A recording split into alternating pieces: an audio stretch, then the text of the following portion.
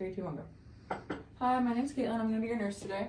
Hi. How are you doing today? I'm good. How are you? Good. Can I ask you to verify your name and date of birth for me, please? Okay, that's October 4th, 1987. Awesome. So today we're going to be doing an ears, nose, and mouth exam on you. Shouldn't take too long. Over here I have my tools. So I have an otoscope with the connections for. I have a piece of gauze, clean gauze. I have my tuning fork. I have gloves. And I have some alcohol wipes for my ear inspection. So we're going to get started asking you a few questions, all right? Mm-hmm. Have you had any history of earache? No. Any sort of discharge or infections? No. Hearing loss? No. What are your environmental conditions like at home? Like, do you go to a lot of concerts and work in a large factory, or is it pretty manageable? Manageable. Okay. Do you have any known history of tinnitus or vertigo? No. Okay, awesome. So now that I've done that, I'm going to start to inspect my patient. I'm going to inspect the outside of her ear.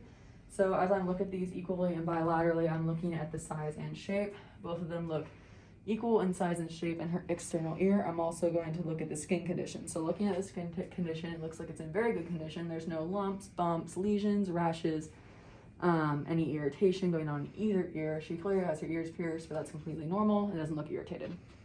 I'm also going to look at the external auditory medius. So the external auditory medius is right before your ear canal. If you look in the ear right here, as I look on both sides, there's no excess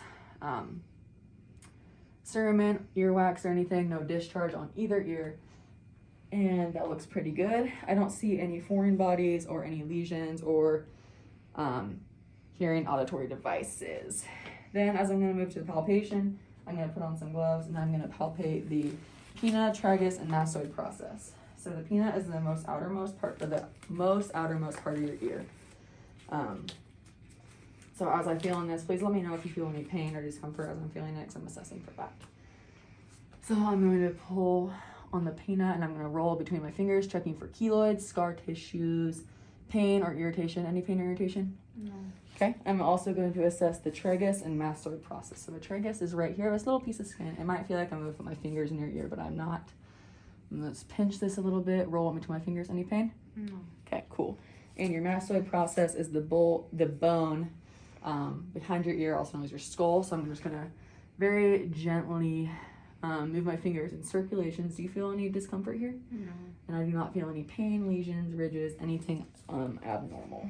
Then I'm gonna start my otoscopic examination. So as I do this, I'm going to attach my otoscope and the connections to it.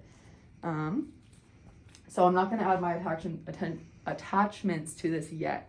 As I examine the external ear, I'm going to be looking for redness, swelling, lesions, pains, bumps, things like that. Any discharge, any odor, or redness. So I turn this on by pushing the button and twisting it. There's the light. I'm going to shine it on here. I do not see any sort of discharge. I don't see any redness, inflammation, bruising, lesions, anything abnormal here. I'm going to do the same on the other ear.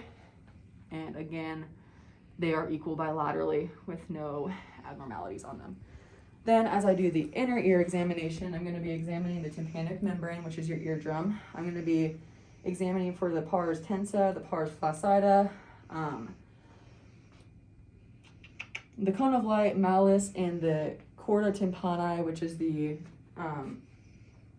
nerve in your eardrum. I'm also going to be assessing the color and seeing if there's any punctures or perforations in the eardrum. Please let me know if you experience any pain while I do this. I'm also going to pull up and back on your ear, if that's okay. Okay. I'm going to pull up and back and insert my otoscope in. And as I'm looking in here, I can now see her tympanic membrane. The color is gray and it is reflective. I do see the malleus, both of the pars tensa and the pars flaccidus. I can not see the nerve, which is good, and I do not see any perforations in the membrane. I'm going to do the same thing and repeat it on this ear. So I'm going to pull up and back, insert my otoscope, and very clearly there is the eardrum right there. It is a translucent color with, I can see my cone of light, I can see the malleus, I can also see the pars tensa and flaccida. And I do see a little bit of translucent reflection on there with no perforations. Sorry, that might have been a little rough, I'm sorry. With no perforations or holes in the tympanic membrane. Since these are disposable, I'm going to go ahead and throw this away. After that, I will make sure to clean off my otoscope. And after I do this, I will be performing some hearing tests on you. What we're going to be testing for is air and bone conduction of your ear. We do want the air conduction to be higher than the bone conduction. So I'm just going to hit this on my leg, put it on your forehead, and you tell me if you hear it more in one ear or another, or if it's pretty even down the middle.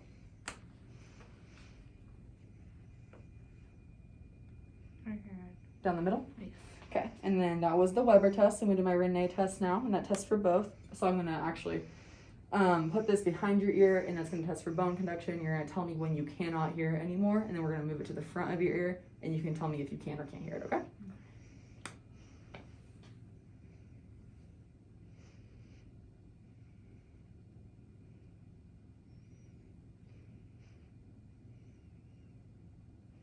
Can you hear it now? Awesome. I'm going to do the same thing on the other ear.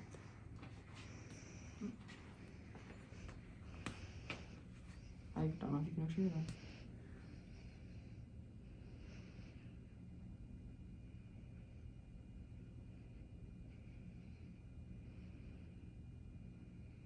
Can you hear it here?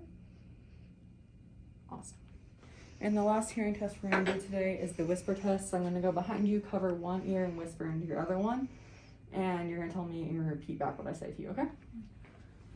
So I'm going to cover your left ear first and whisper into your right ear. 1, 13, 23. Good. Other ear. 5, 7, 36. Awesome. And I think that does conclude my end of ear assessment. There was no abnormalities, and her hearing seems to be good for as much as I assessed. Next, I'm going to move on to my nose and mouth examination. For that, I have my gloves, my sterile gauze, my sterile tongue depressor, some coffee grounds for her to sniff.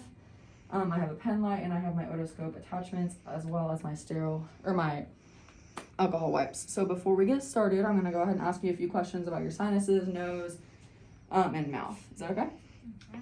Do you have a history of allergies or sore throat? No. Do you have any alterations in your taste or smell? No. Are you taking any current medications right now that might alter these things? No. Do you have any epistaxis, which is common nosebleeds? No. No. Do you have any bruxism, which is grinding of your teeth? Do you tend to grind your teeth at sleep or any time during the day? No. No. And then have you had any trauma to your nose, mouth, or any septal defects? No. And I'll have you take off your mask for me for the rest of this exam. As I'm inspecting, I'm going to look at her external nose. It does not look misshapen. It looks equal bilaterally on both sides. Her nasolabial folds are intact and even, and her septum also is intact and even. I do not see any perforations in it. As I look at her mouth, I'm going to look at her lips, and they do look even. Can I have you open your mouth for me, please?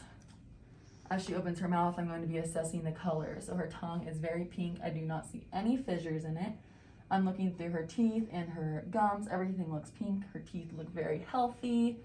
There is no fissures, lesions, any abnormalities in her mouth. Can you lift your tongue up to the roof for me? As I do this, I'm going to be assessing her cranial nerve 12. So I'm going to have you move your tongue up and down, side to side, and in and out of your mouth. Awesome. So as I look at that, I'm also seeing her gums here, showing no signs of gingivitis. Do you have any pain in your mouth today? No. Okay. And also, can I have you open up your mouth one more time for me? I'm going to look at her Stenson's and Wharton's duct, which is her parotid and submandibular ducts. I'll look in the back of her mouth. I do not see the duct, which is a good sign. We don't want to see them. Same on here in her mouth.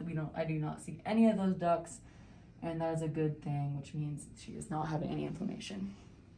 Looking at her teeth, I also did not see any cavities or cracks in her teeth. Do you have any dentures or any replacements in your teeth? No. And her gingiva, there was no swelling, no reddening, no purulent drainage or color. So now I'm going to start to palpate your nose. I'm going to go ahead and do hand hygiene one more time just to be safe.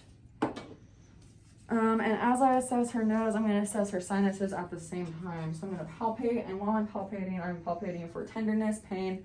Please let me know if you experience either of those things during this. I'm going to be just assessing for patency as well, as in is her skin healthy and tight, or is it kind of loose and flaccid and tearing easily? So here I'm going to start touching on your nose and under your eyes a little bit. Is that okay? Okay. So I'm going to palpate her nose, and as I'm palpating it, I'm feeling for the ridge of her nose, any breaks, lesions, any discomfort here.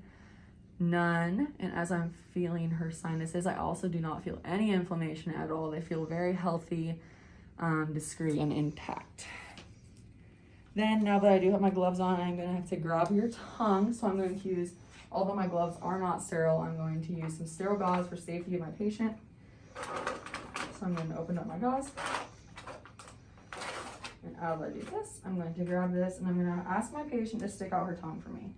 And when I do this, I'm going to grab onto her tongue, and this is when I check for fissures, nodes, and tenderness. So I'm going to have you stick out your tongue for me, and I'm going to grab that. Is that okay? So as I grab her tongue, I'm going to very gently grab it and hold it. Try not to pull on it too much.